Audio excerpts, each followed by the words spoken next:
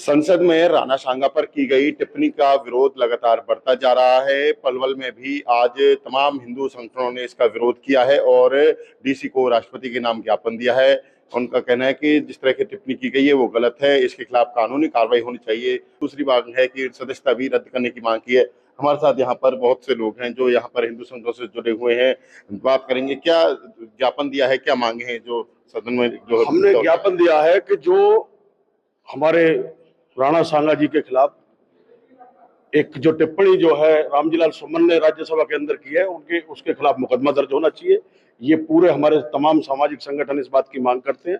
मैं करणी सेना का हरियाणा का संयोजक होने के नाते इस बात की मांग भी करता हूं और 100% हम मुकदमा दर्ज कराएंगे, क्योंकि ये विचारधारा की लड़ाई है।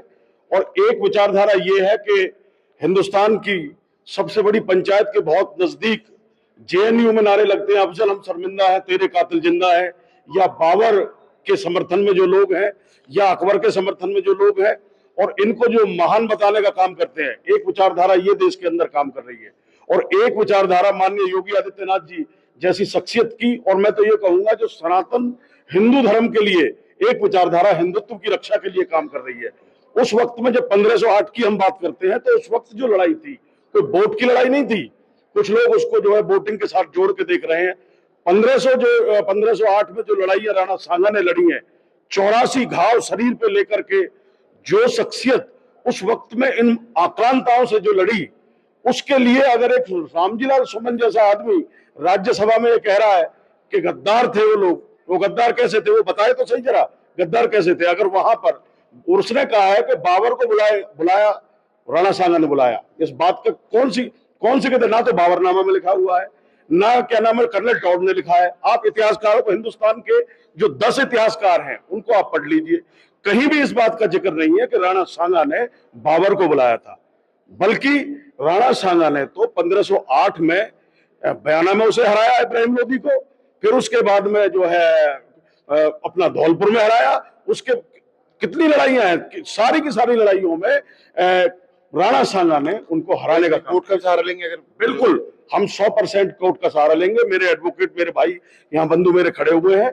मैं जो है आपके चैनल के माध्यम से कहना चाह रहा हूं कि रामजीलाल सुमन के खिलाफ हम मुकदमा दायर करने जा रहे हैं। हमने मांग की है, पहले तो जो मुकदमा हम पुलिस के द्वारा ही दर्ज करा देंगे क्योंकि हमारी भावनाओं को ठेस पहुंची है, वरना हम कोर्ट का सहारा लेंगे और कोर्ट में उसके खिलाफ हम जो है इस्तीगासा दायर करने वाले हैं। इस बारे में जो विरोध बढ़ता जा रहा है, इसको लेकर क्या देखिए, देश के महान योद्धाओं में से एक महाराणा सांगा है। इतिहास हम उनका पढ़े, वीरताओं से इतिहास भरा पड़ा है। इब्राहिम लोदी को उन्होंने नाको चने चबा दिए, बाबर को भी शिकस्त दी, और उनके जो पूर्वज थे बप्पा रावल, उनका तो इतिहास में कोई शान ही नहीं है। अफगानिस्तान तक जाकर के उनकी तलवार की ऐसी गूंज उन्होंने इन मुसलमानों को दिखाई, लुटेरों को दिखाई कि 300 वर्ष तक भारतवर्ष के अंदर किसी भी आक्रांता की हिम्मत नहीं हुई घुसने की।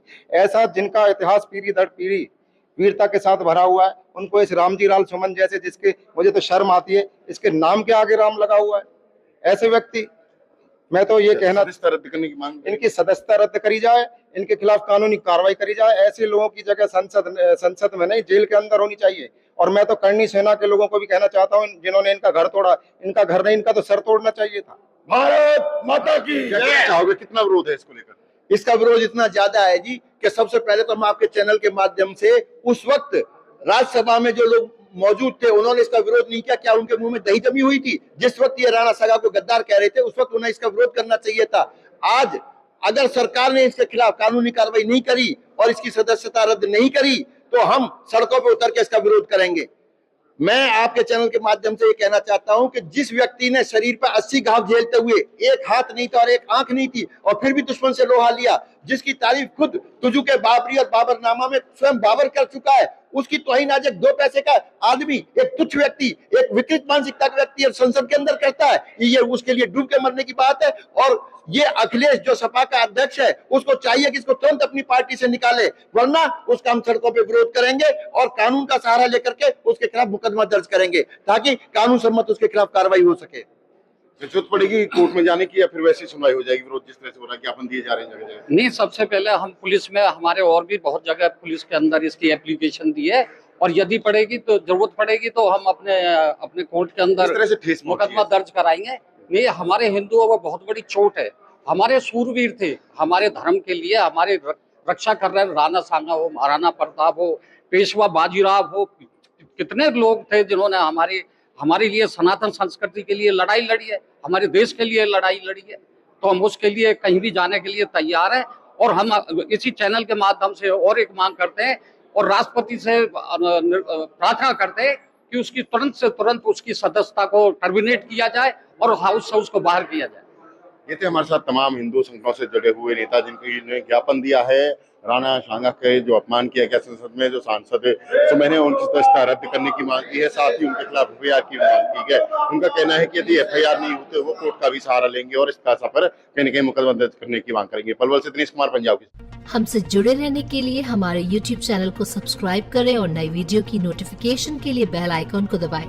अगर आप ये वीडियो Facebook पर देख रहे हैं तो लाइक जरूर करें और ज्यादा से ज्यादा शेयर करें। धन्यवाद।